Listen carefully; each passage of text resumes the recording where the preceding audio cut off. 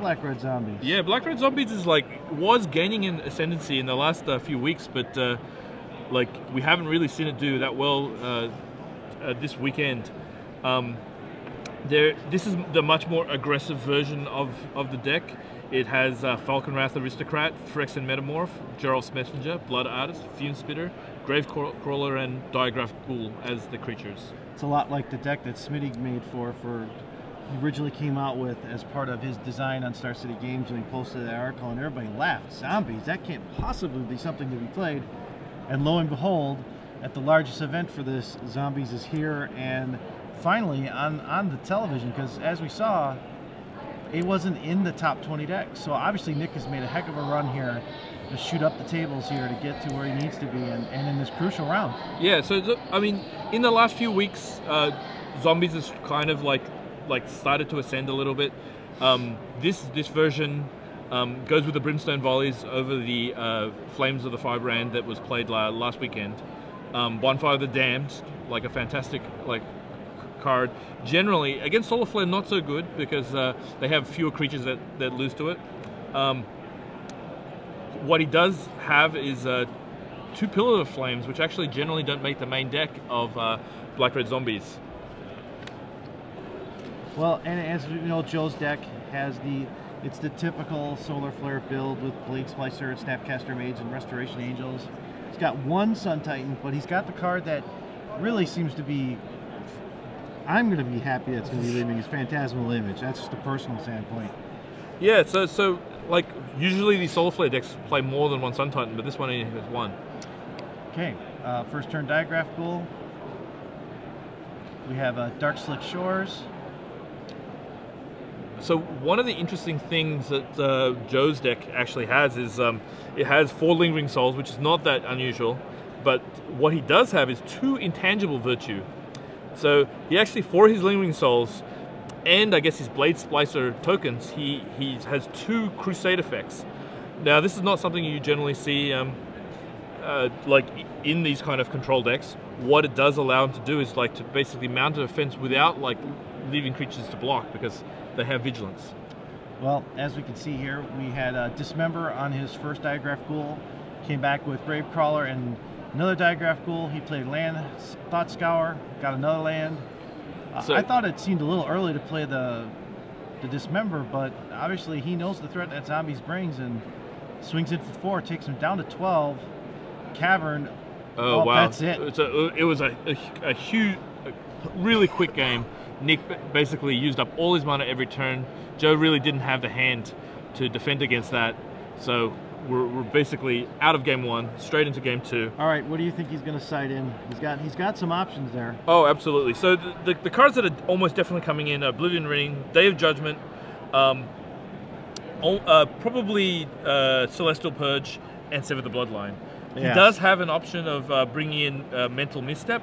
The problem with Mental Misstep is Gravecrawler really isn't the card you want to be mental misstepping, and there's not that, and the removal spells like Tragic Slip and Pillar of Flame, which are also in Nick's deck, aren't really things that you need to counter. So, I'm really liking Sever the Bloodline here, especially if he could get that, if he can get to turn 4 with that and be able to put that out there to wipe out all his army. It's not the worst idea now. Yeah, and it's really good against Geralf's Messenger. There's 2 other cards actually in Joe's sideboard, Niall's Spellbomb. Those are particularly good against the Gravecrawlers as well as Geralf's Messenger, because it basically allows to kill it while its Undying trigger is on the stack. And Nick here, he has some interesting cards to play. I mean, it's kind of hard to determine, you know, he didn't really get to see much of his deck, but I mean, he does have some options. Yeah, I think the likely cards to come in, it's 2 Nile Spellbomb, basically gives them something to fight against the Sun Titans as well as Lingering Souls. Liliana the Veil, very, very good against control decks in general. Yes. Probably go for the throat against Sun Titan, Sun in Blood to give himself a little more gas. What he does also have is 2 Zealous Conscripts, which will sometimes allow him to steal a game from Joe, basically if he only lives 1 blocker behind or a really big guy. I think he does have Guest Verdict, I think in the face of Lingering Souls and Blade Splicer, it's not going to be quite good enough. But he may choose to bring him in because he just needs a few more ways of getting rid of the bigger creatures. Well, they are shuffling right here. That was what, under a 5-minute match? Yeah, I mean, it basically, he scooped on turn 3. He scooped to the Geralt Messenger. Yes, it's pretty amazing. Shows you how fast that zombies can be. And you know, there've been arguments over, do you play black-blue zombies, black-red zombies? Both of them have seemed to work very well. And like you said before, this seemed to be like the way black-red zombies were originally created with this list, with the Brimstone Volleys and other things like that, that you don't really see anymore in that deck. Yeah. So the Solar Flare deck, this is much less of a Solar Flare deck than usual because it doesn't have any Wrath effects. There's no Day of Judgment, no Terminus, no Black Sun Zenith. So he actually doesn't have a way of like clearing the way. Usually Blood Artist would be really, really good against those effects. Blood Artist is still good, obviously. It still really combos very well with Gravecrawler, Mortarpod, Falkenrath Aristocrat.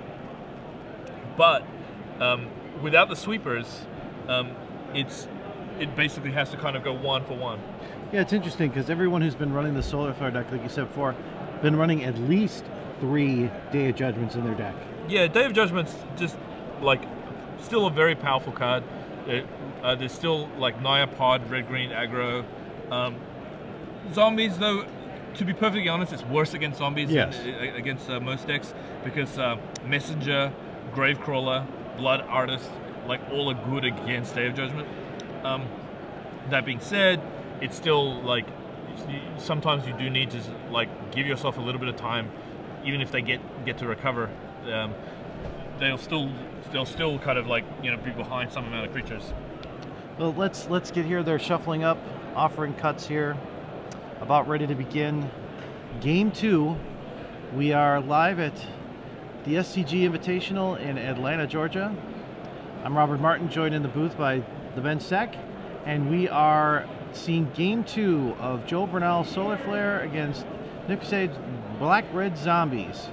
I really think these Severs are going to be excellent for Joe. I think that's actually the card that... Oh, and then he's... Sever, Spellbomb, and a sword. Yeah, so he's scooping it. Yeah, he didn't have any land in that one. Like he had to Terminus. I think I saw a Terminus. Maybe I didn't see a Terminus, but like he definitely had the Sever in his hand. Sever basically gives you game against 2 of the most important threats that Zombies has. Geralt Messenger, because it can remove from the game. And funnily enough, it's great against Gravecrawler because it actually kills all the creatures in play. So Gravecrawlers often appear in like 2s and 3s and 4s because, you know, you cast your zombie and then you resurrect all the other Gravecrawlers from your graveyard. But it needs one to be in play for it to happen, so... It also kills a Falkenrath Aristocrat. It doesn't destroy, it exiles.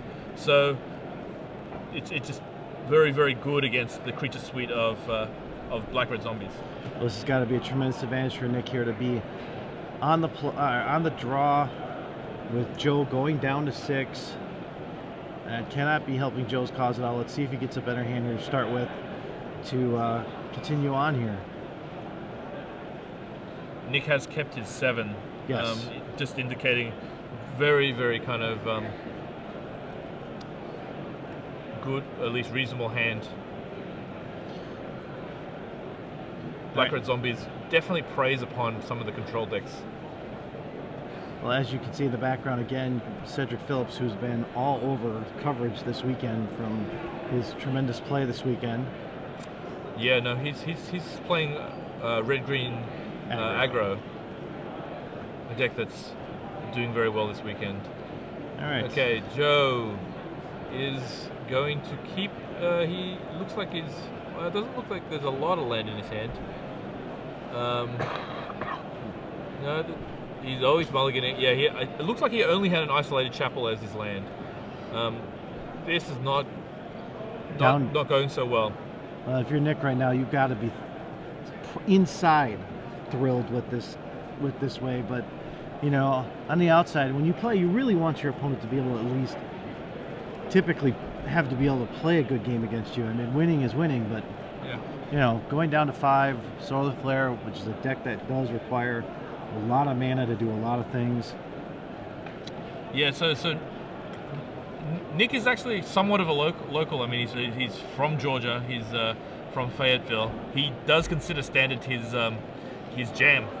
This is the format that he's better at, and it's so important when you're the smaller format basically in these invitationals that you get those crucial wins. And he really has had a little bit of success. He's won a PTQ, he's won a 5K, so he definitely is no stranger to the top tables. Yeah, and Joe Bernal comes from another Midwest city, Chicago, Illinois. A lot of players come from Chicago, Illinois. I can think of people like Caleb Durward and Craig Wesco, and a lot of the other players that come from that Midwest area. Puts himself down as more of a legacy specialist. Significant tournament purchases, stuffed. So, has been somewhat successful. All right, let's see if he can draw 5 here and go. If I wanted 5, I think he needs to have Lingering Souls as part of this. Dark 6 Swords in the Ponder. Yep.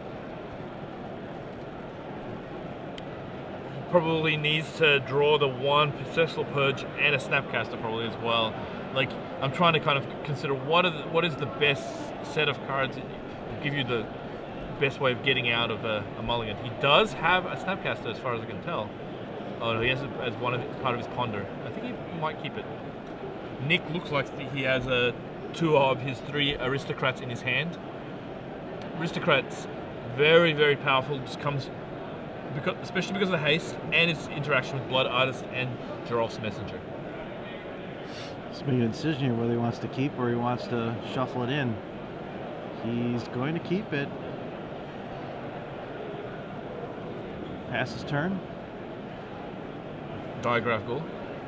Not surprising he kept that up. You're right, he does have the Snapcaster Mage in his hand.